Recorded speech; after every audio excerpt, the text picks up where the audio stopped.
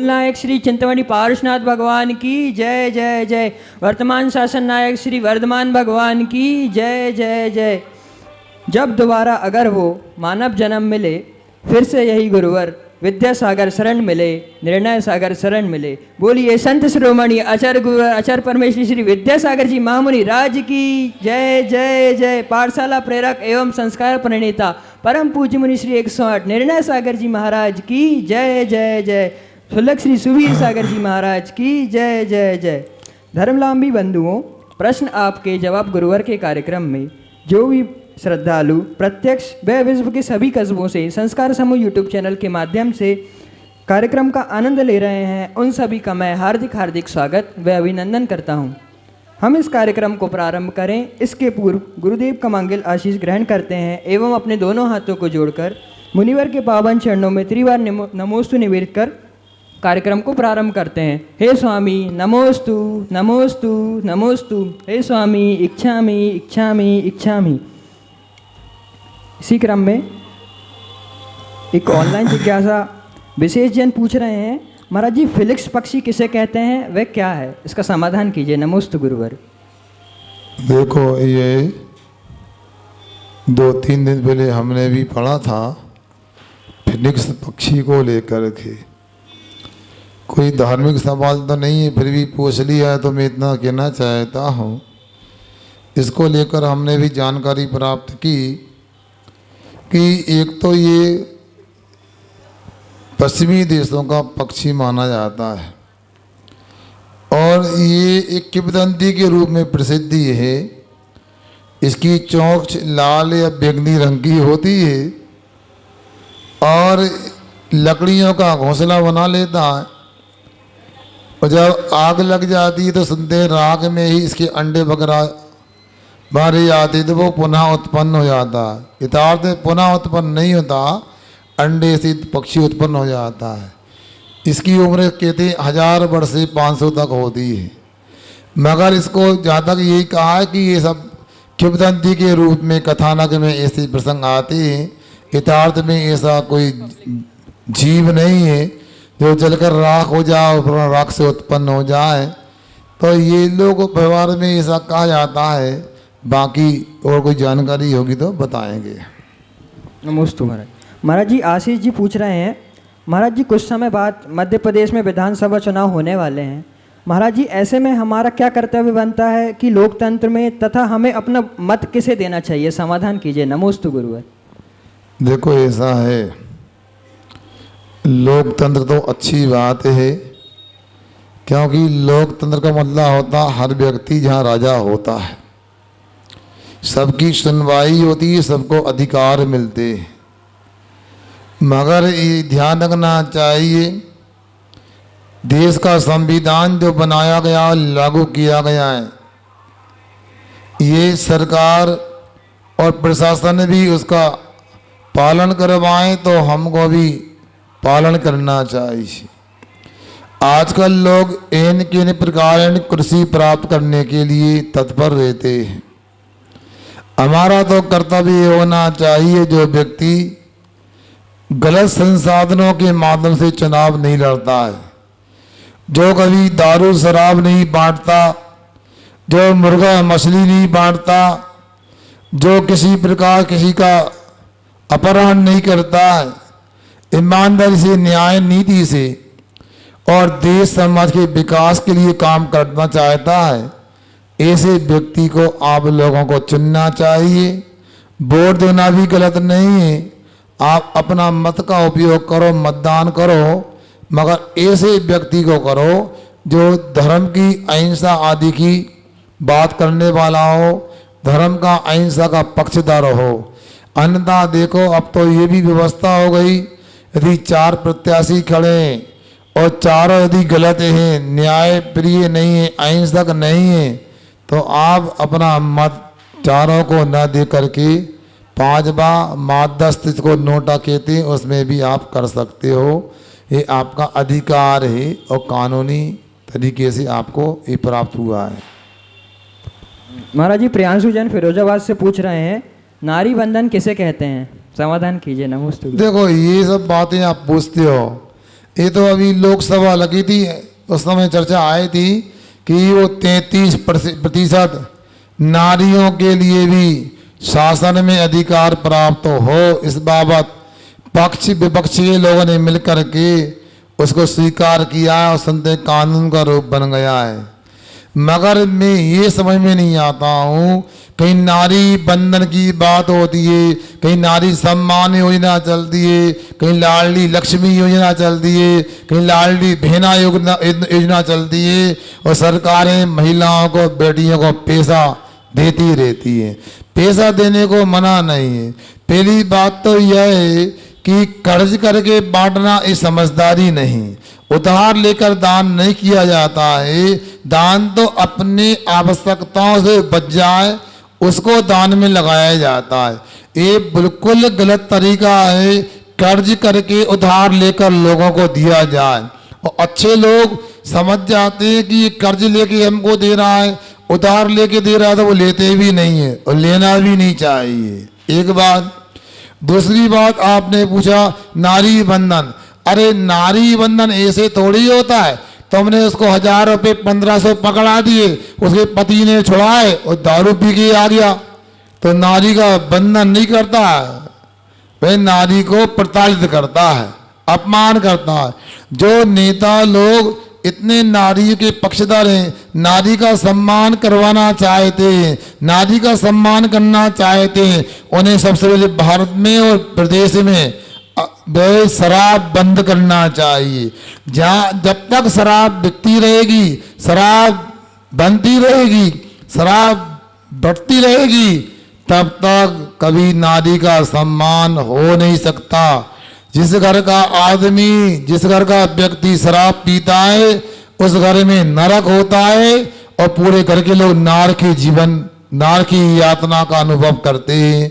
इसलिए जो नारी बंधन, नारी सम्मान की बातें करते हैं, वो सबसे पहले शराब और दूसरे नशों को बंद करना चाहिए।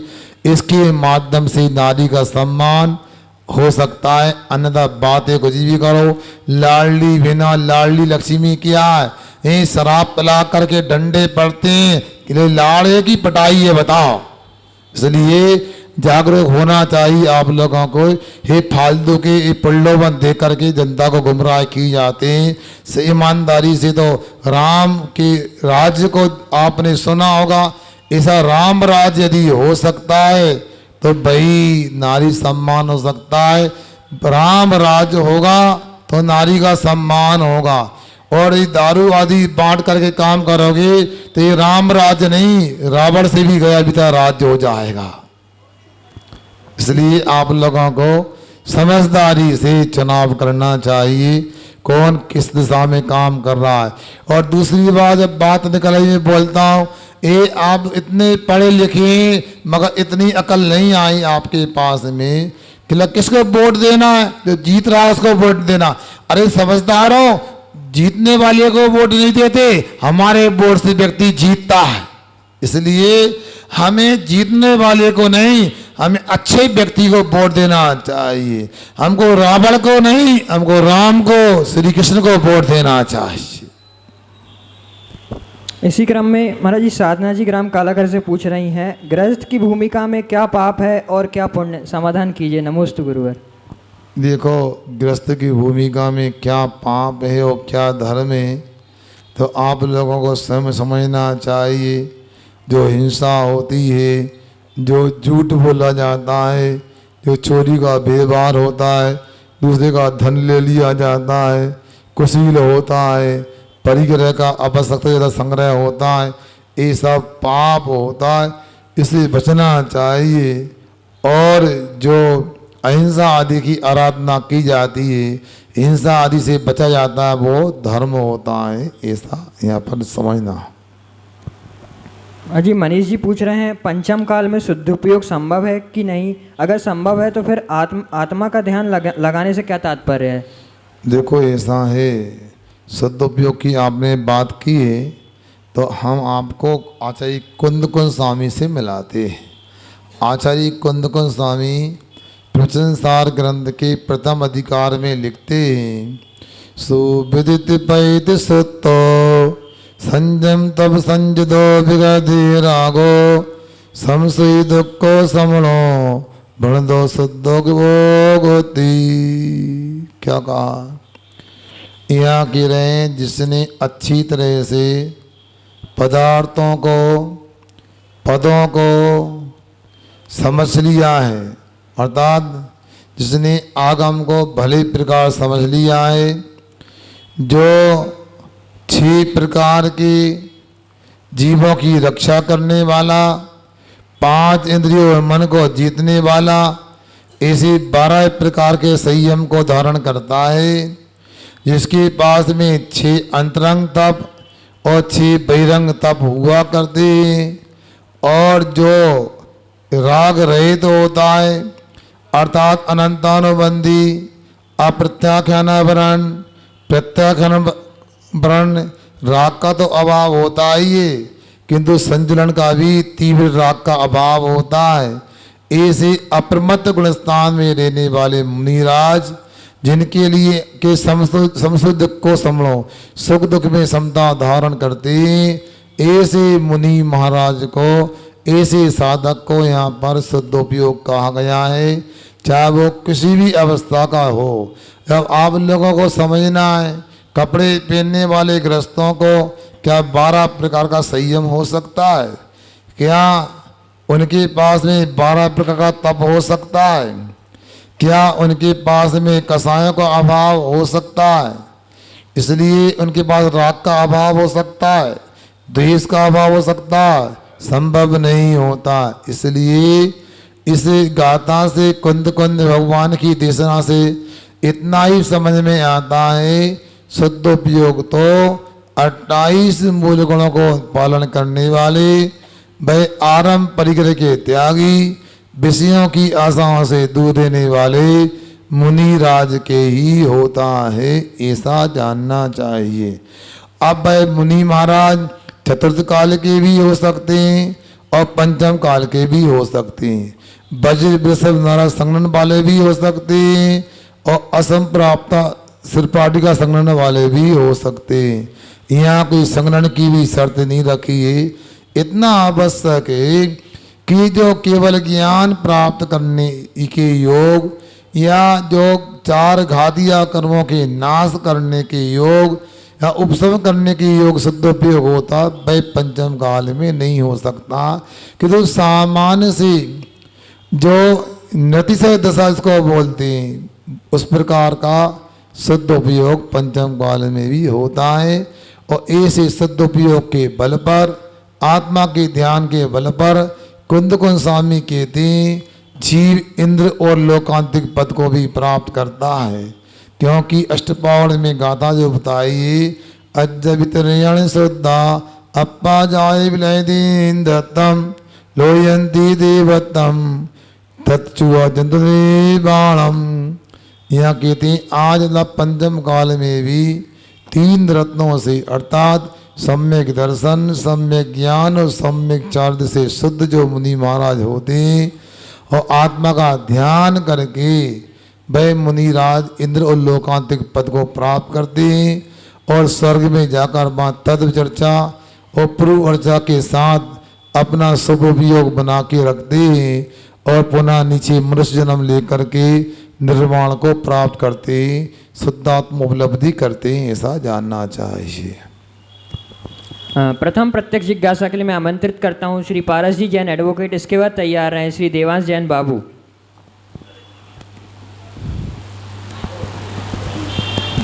नमोस्तु भगवान। छोटे भगवान महाराज जी को क्षमी।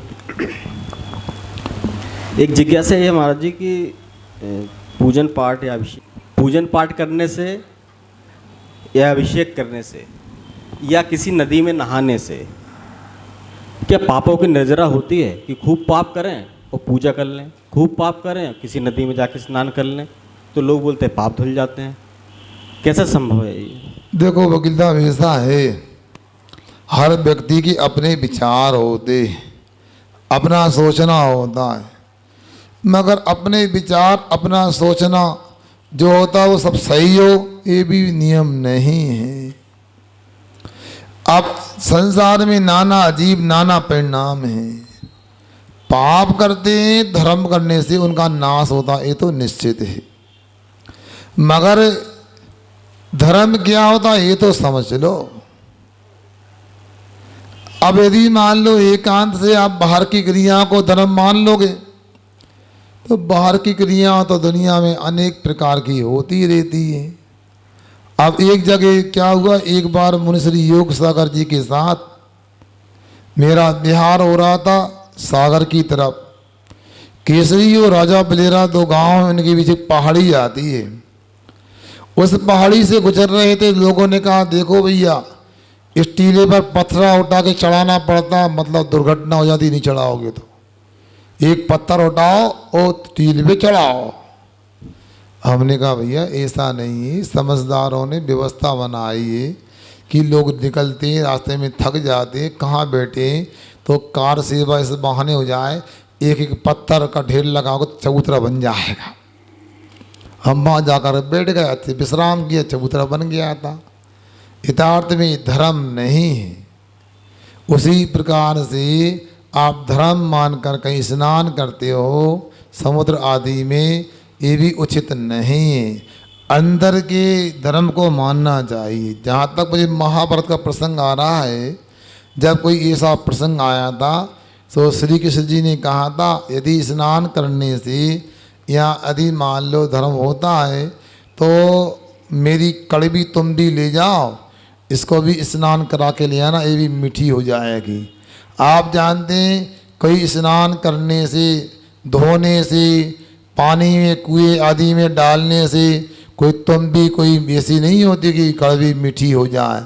जब एक कड़वी तुम भी मीठी नहीं हो सकती है तो आप लोगों से कहना चाहता हूँ जो आपने प्रश्न कर दिया ये कोई व्यवहारिक सिद्ध नहीं होता है। इतना अवश्य अहिंसा धर्म की आराधना करने से जरूर पाप धुलते हैं, आत्मकल्याण होता है। आगे इसी क्रम में अपना प्रश्न रखेंगे देवांश जैन बाबू, इसके बाद तैयार हैं श्रीमती उषा बजाज इटारसी। नमोस्तु महाराज जी। महाराज जी मेरा ये प्रश्न है, महावीर भगवान के 5 नाम कैसे पढ़े? अरे वाह, महावीर भगवान के 5 नाम क्या, हम तो 6 भी बता दें उनके नाम बता, पर 5 नाम जो हैं सुनो। जैसे ही उनका जन्म हुआ है, जैसे तुम्हारा जन्म हुआ था ना तो तारा चंद की दुकान चलने लगी थी अपने यहाँ, उसी प्रकार से महावीर भगवान का जन्म हुआ तो उनके जन्म लेते ही अनेक प्रकार की धन संपदा की दिन दुनी रात चौगुनी वृद्धि होने लगी। तो इस प्रकार का प्रसंग देख करके और तृष्णा माँ के पुत्र का नाम वर्धमान रख दिया गया। इसके बाद हुआ कि जब जन्म हो गया उसका तो सोदरमिंद्र आए, प्रसूति गृह से वर्धमान बालक को लेके आए और वर्धमान बालक को लेकर के आए और उन्होंने महोत्सव मनाया, जन्म कल्याणक मनाया।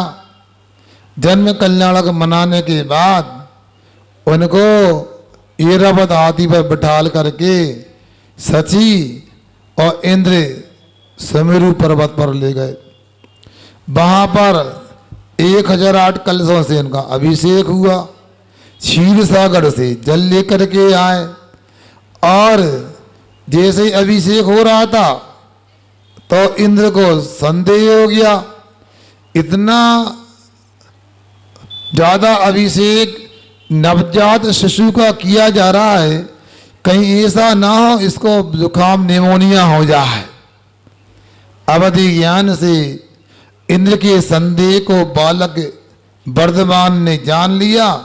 अपने दाएं हाथ को, सुनो, दाएं हाथ के अंगूठे को थोड़ा सा हिला दिया, ऐसा कर दिया तो पूरा मेरू पर तो हिल गया और सोदरमिंद गिरते गिरते बच गया। अवधि ज्ञान से समझ में आ गया इनके शरीर में तो अनंत बल है और उनका नाम वीर रख दिया गया। फिर इसके बाद में भाई और बड़े हुए और उछल कूद करने लगे और उछल कूद करते करते बगीचे में खेलने चले गए। सुनो बच्चों, एक पेड़ पर बच्चे आपस में खेल रहे थे भाई वर्धमान स्वामी के साथ में। अब ऊपर स्वर्ग में चर्चा हुई और एक देव आ गया और उसने देखा कि देखे कितना शक्तिशाली है, और सर्प का रूप बना के वृक्ष से लिपट गया। और बालक वर्धमान ने देखा अरे सर्प आ गया, सभी बच्चे तो भाग गए, मगर बालक वर्धमान उसको सोपान मान के, सीढ़ी मान करके उस पे पैर रख करके नीचे उतर गया। तो उनका नाम क्या अतिवीर रख दिया गया। फिर दो देवों को संदेह हुआ अपने कोई तत्व आदि को लेके, तो जैसे ही उन्होंने बालक वर्धमान को देखा, देखते ही संदेह निवारण हो गया, जिज्ञासा का समाधान हो गया, तो उनका नाम सन्मति रख दिया गया। अब इसके बाद और बड़े हो गए तो भाई कुंड ग्राम में हाथी पिछल गया, तो पूरे नगर में हाहाकार मच गया, कोई भी इसको नियंत्रण करने को तैयार नहीं। और फिर क्या था, बालक महावीर जब युवा हो गए, उन्हें पता लगा, अरे हाथी पर छलांग लगा कर ऊपर बैठ गए और हाथी को बस में कर लिया। तो भाई जो अभी तक वर्धमान थे, वीर थे, अतिवीर थे, सन्मति थे, उनका महावीर नाम पड़ गया। यूं तो उनके और भी नाम हो सकते हैं, कृष्णानंदन भी नाम है, और उनका और भी महती महावीर भी नाम साहित्य में पढ़ने मिलता है। ऐसे महावीर स्वामी को लेकर समझना चाहिए। इसी क्रम में अपना प्रश्न रखेंगी श्रीमती उषा जी बजाज, इसके बाद तैयार हैं श्रीमती विधि बजाज इटारसी। नमोस्तु महाराज जी। शुल्लक जी को इच्छा कि हम सहस्रनाम पढ़ते हैं, 1008 भगवान के नाम है, तो उसमें कई नाम ऐसे आते हैं, तो उनके मतलब सब 1008 नामों के अलग अलग अर्थ हैं क्या? जैसे ब्रह्मा विष्णु महेश भी आता उसमें सहस्रनाम में, तो इनके अलग अलग नामों के अलग अलग अर्थ हैं क्या? आपने पूछा शेष नाम में ये नाम आते, तो ब्रह्मा विष्णु महेश का मतलब क्या होता है ये तो जाने आप। हमारे यहाँ पर द्रव्य का लक्षण सत होता है, सत द्रव्य लक्षणम, ऐसा उमा स्वामी महाराज जी ने तद्वार सूत्र में बतलाया है। और भाई सत क्या होता है? उत्पाद वै ध्रुव युक्तम सत, जो उत्पन्न होता है नाश को उत्पाद वै ध्रुव जो कहा गया तद्वार सूत्र में सत का लक्षण, उसी को यहाँ ब्रह्मा विष्णु महेश के रूप में जानना चाहिए। विष्णु उत्पत्ति के रूप, उत्पाद के रूप में, ब्रह्मा ध्रुव के रूप में, महेश व्यय के रूप में माने जाते हैं। प्रत्येक द्रव्य में उत्पाद व्यय ध्रुव चलता है, इसलिए उनको उस उत्पाद व्यय ध्रुव की अपेक्षा से ये ब्रह्मा विष्णु महेश की उपमा दी गई है। हाँ, सब जगह ऐसा होता है। हाँ, पर्याय जो होती हैं उत्पन्न होती हैं, नष्ट होती बनी रहती है। नहीं नहीं, ऐसा नहीं व्यवस्था, पहले भी ऐसा लग रहा हमारे लिए। हम बंद कर दे तुम लोगों का काम फिर। अपना प्रश्न रखेंगी श्रीमती विधि बजाज, इसके बाद तैयार है नेहा जन इटारसी। नमोस्तु महाराज जी। इच्छामी छुलक जी। महाराज जी, हम लोग की जो बड़े लोगों की क्लास लग रही है, तो उसमें कल आया था कि देव लोग या धार्मिक दृष्टि से भी मतलब अपन मंदिर में 3 परिक्रमा लगाते हैं भगवान जी की। हाँ। और नमोस्तु भी 3 बार करते हैं, और मतलब धार्मिक दृष्टि से 3 को शुभ माना जाता है। हाँ। जैसे रत्नत्रय भी 3 है, और वही महाराज जी हम लोग जब गृहस्थ जीवन में 3 को अशुभ क्यों माना जाता है? जैसे 3 लोग अच्छे काम के लिए नहीं जाएं, या एक साथ 3 रोटी नहीं परोसें, या फिर 3 काम को मतलब अशुभ माना जाता है। ऐसा कुछ नहीं है, कोई भी गिनती न शुभ है न अशुभ है, अपने आप में है। हम लोगों को मान लिया इतना अवश्य कि हमेशा परमार्थ में सम संज्ञा नहीं रखी जाती है, किसी इसका कोई रीजन नहीं है, ऐसा समझना। फिर भी सम संज्ञा मतलब प्रारंभ का प्रतीक होती है, ये ध्यान रखना बस। अब अपना प्रश्न रखेंगी नेहा जैन इटारसी।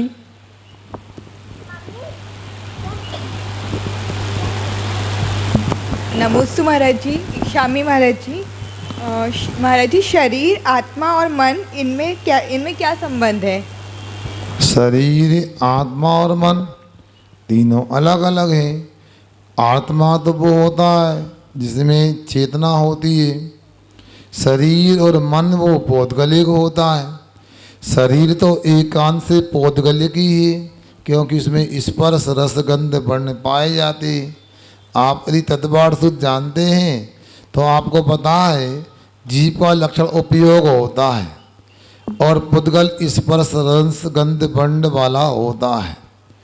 अपराध रही मन की, मन तो द्रव्य मन और भाव मन दो प्रकार का होता है।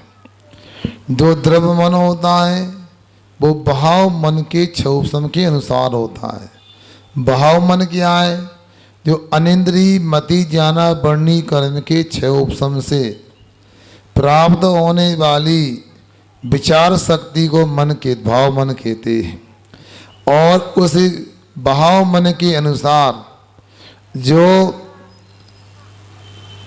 अष्टपाकुड़ी आकार पुद्गल परमाणुओं का परिणमन होता है, जो विचार करने में सहयोगी होता है, उसे द्रव्य मन कहते हैं। इसलिए शरीर जो है पौधगलिक होता है और जीव आत्मा चेतन रूप होती है और मन वह कथनचित जीव रूप भी होता है और पुद्गल रूप भी होता है, ऐसा जानना चाहिए। महाराज जी, एक और क्वेश्चन है। हाँ, मृत्यु से भय क्यों लगता है?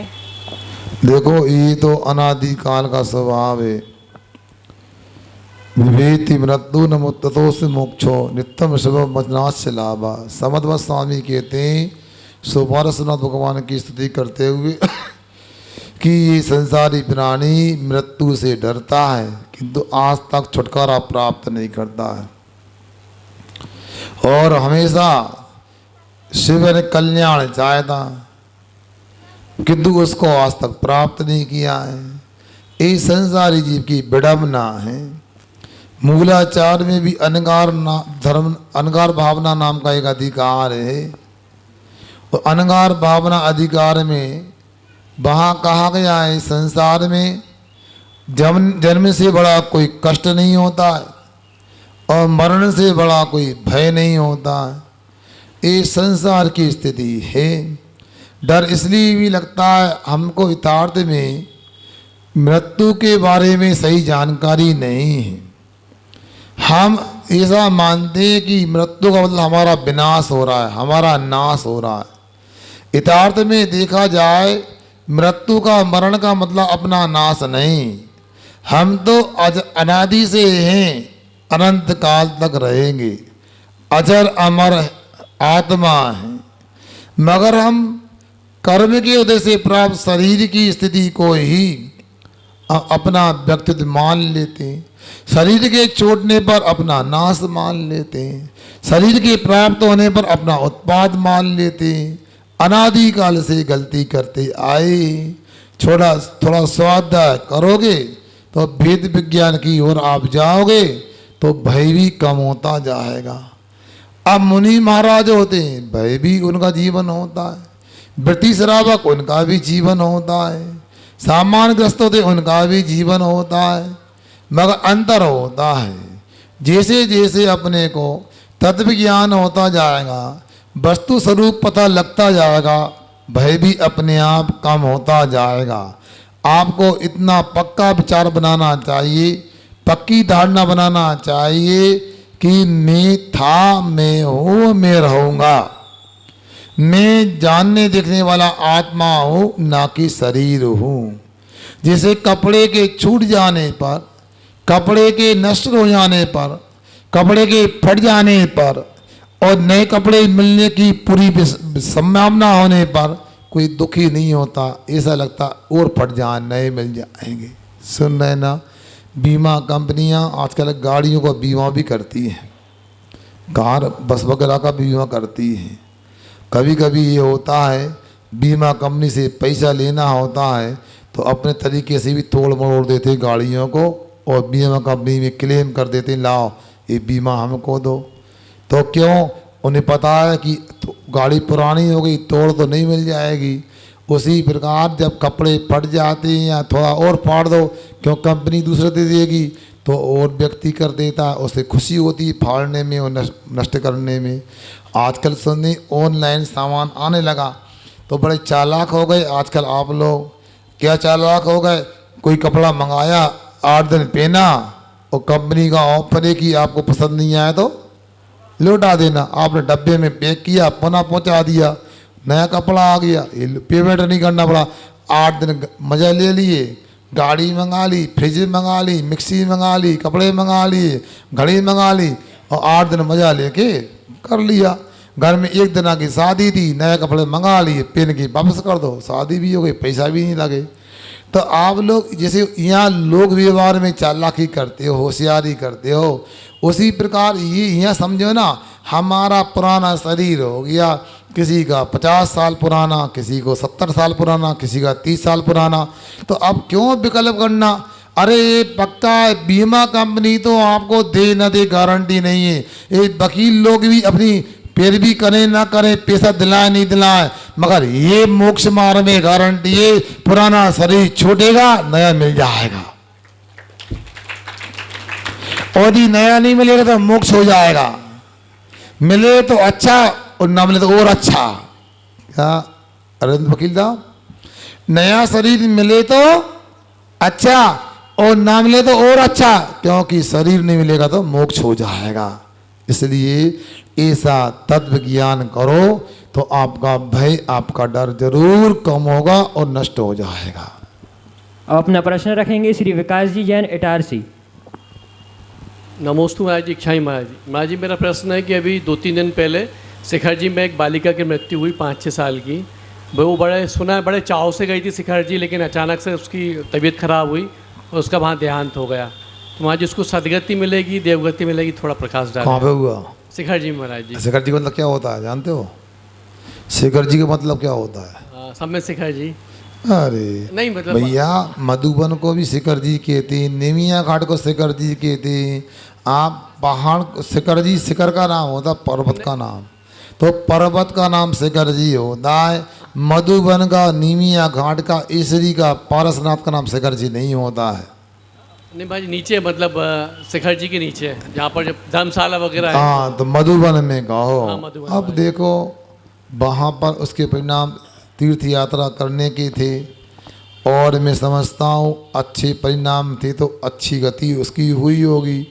मगर उस समय स्थिति क्या थी ये तो भगवान ही जान सकते हैं, वो ही बतला सकते हैं, बाकी हम कुछ नहीं कह सकते। हाँ, शिखर जी का वातावरण है, वहाँ की पुण्य वर्णाएँ, सिद्ध क्षेत्र में साधना करने वाले रहे हैं, आगे भी होंगे, तो मान सकते हैं बाहरी वातावरण को लेकर उसकी सदगति हुई होगी। एक बार पुनः मैं आमंत्रित करता हूँ श्री पारस जी जैन एडवोकेट, आए अपना प्रश्न रखें। विकास जी के महाराज जी नमस्ते। विकास जी के प्रश्न से मेरा एक प्रश्न उत्पन्न हुआ है कि उस छोटी सी बच्ची का अकारण मतलब मृत्यु हुई है वहाँ पर, तो इतना लोग धर्म करते हैं, करोड़ों रुपए की बोली लेते हैं, सारी चीज़ करते हैं, तो ये प्रश्न बहुत ज्वलंत समस्या है कि इतने बड़े तीर्थ स्थान पर क्या प्राथमिक उपचार के लिए कोई छोटे सा अस्पताल नहीं होना चाहिए वहाँ पर, ताकि इतने लोग, हजारों लोग रोज़ जाते हैं और इतने करोड़ों रुपए का दान आता है, लेकिन वहाँ पर एक भी अस्पताल का अभाव, अच्छे डॉक्टर का अभाव, ये दोष किस पर जाएगा? देखो वकील साहब, ऐसा है, आप प्रश्न कर रहे हैं, ठीक कर रहे हैं, मैं समाधान भी करूँगा, ठीक करूँगा, मगर होता यह है हमेशा ये चलता है कि लाखों का, करोड़ों का दान करते, ऐसा नहीं कर सकते। दान करने वालों का भी वैसा पुण्य होना चाहिए। हो ये रहा, लोगों ने धर्म को वो सीमित कर दिया है। हमने 4 दीवारें खड़ी कर दी, एक चबूतरा बनाया, भगवान रख दिए, मंदिर बन गया, अब हमें मोक्ष मिल जाएगा, ये धारणा बना के रखी लोगों ने। मैं बार बार कहता हूँ समझ लो, मगर इटारसी वालों को भी समझ में नहीं आएगा और समझ में नहीं आ रहा। मैंने देख लिया, स्थापना के दिन को मैं याद रखता हूँ हमेशा। आप कितने मौन बेटे बोलियाँ लग रही थी जब क्यों? सुना है कि पाठशाला को पैसा जाएगा, इसलिए बोली नहीं लगा रहे हम। आप अपने मकसद से अपने तरीके से काम करना चाहते हो। मंदिर में पैसा जाएगा इसलिए बोली लगाएंगे, मगर मंदिर में पैसा कहाँ जाएगा? मंदिर में तो आवश्यकता नहीं हो तो बैंक में जाएगा। जब बैंक में जाएगा तो वो तो पशु पक्षी नहीं, मछली पालन में, सुअर पालन में, मुर्गी पालन में खर्च होगा। आप लोगों ने उस दिन विचार क्यों नहीं किया जब हमने कहा कि पाठशाला में खर्च होगा, नगर के समाज के मेधावी छात्रों को पुरस्कार मिलेगा, छात्रवृत्ति मिलेगी, बड़ी प्रतियोगी परीक्षा में पढ़ने वालों को लाभ मिलेगा। कितने मौन बैठे रहे? क्या आप लोगों की कोई गुंजाइश नहीं थी? क्या आप अपनी बिटिया की शादी 15 लाख खर्च नहीं कर रहे हैं आप? क्या आप बताओ, आपके मकान लाइन में एरिया में और इटारसी में रहने वालों झुग्गी झोपड़ी में रहते हैं आप लोग? आकर मैं पूछता हूँ, क्या बच्चों के उत्थान के लिए, बच्चों के प्रोत्साहन के लिए, उनकी बुद्धि के विकास के लिए, उनके संस्कार के लिए पैसा ध्यान देना उचित है कि नहीं? अब शेखर जी की बात कही, बिल्कुल एक एक कोटि धर्मशाला में करोड़ों की एफडी है, मगर आप देते जाते हैं, वो लेते जाते हैं, दे रहे हैं और ले रहे हैं। और कभी कभी तो गलत लोगों को भी जबरदस्ती बिना मन के पैसा दिया जाता है। पता है बाकी कहानी क्या अलग बताऊंगा। हर कोटि हर धर्मशाला से कितना लाख रुपए महीना जाता है, देना ही पड़ेगा। वहाँ सरकार का नहीं, वहाँ के लोगों का शासन चलता है। इसलिए आपसे मैं कहना चाहता हूँ, हम ये बात तो अपने स्तर पर करें। यदि वहाँ 6 वर्ष की बच्ची का अचानक उपचार के अभाव में यदि मरण हो गया तो हम अपने स्तर पर ये करें, जो हम कमाते हैं और हमारे घर के आवश्यक काम पूरे होने के बाद पैसा बचता है, उसको सही जगह खर्च करें। हमें तो ये लगता नहीं है, ये तो लगता है कि हम अपने बच्चों को बड़ी शिक्षा देने को बड़ी बड़ी जगह भेजते हैं, लाखों रुपए खर्च कर रहे हैं, 5-5, 10-10 लाख साल के खर्च हो रहे हैं, मगर कभी हमने नहीं सोचा हमारे बच्चा जहाँ रमुका मत सीखता, उस पाठशाला के बच्चों को कभी कपड़ा बनवा के दे दें, उनका भोजन करवा दें, तीर्थ यात्रा करा दें, पढ़ाने वालों को प्रोत्साहन दे दें। ये कुछ भी हमें देखने को समझने में नहीं आता है और हम लोग भी अपने तरीके से काम करते जाते हैं। हमको ये भी कहा गया था फलाने स्कूल में दी पैसा ज़्यादा तो हम तो 5 लाख की बोली लगाते, मतलब स्कूल में देने को तैयार हैं, पाठशाला के लिए अपने समाज के घर के बच्चों को प्रोत्साहन देने के लिए अपना मन नहीं है। ये तो सब प्रकार विचार करना चाहिए। एक बिटिया का असमय में उपचार के बिना शेखर जी में मरण होता है तो सभी अहिंसा के पालन करने वाले विश्व जैन समाज के लोगों को विचार करना चाहिए। हमें दान कहाँ करना चाहिए, पैसे कहाँ खर्च करना चाहिए। मुझे तो लगता है इटारसी में जितने लोग हैं सबके यहाँ 4 पहिया वाहन हैं लगभग, और किसी का मकान भी लाखों का नहीं है, सब करोड़ों के मकान में निवास करते। देख लो, नाप तुल करा लो, मैंने गलत बोला हो तो। मगर दान देने के नाम पे कितने पीछे रहते हैं। दान देते भी हैं जहाँ कसाय पूरी होती है। उसी शेखर जी में जहाँ की आप बात कर रहे 21 और 11 लाख रुपए देके आते हैं लोग, और यहाँ 11 पैसे नहीं देके मांग लोगे, क्योंकि क्या करें भैया, फूटी आँख विवेक की, गिने न संत असंत, जाके संग 10-20 हैं बाको नाम महंत। इतना ही पर्याप्त समझता हूँ। अहिंसा प्रमोद।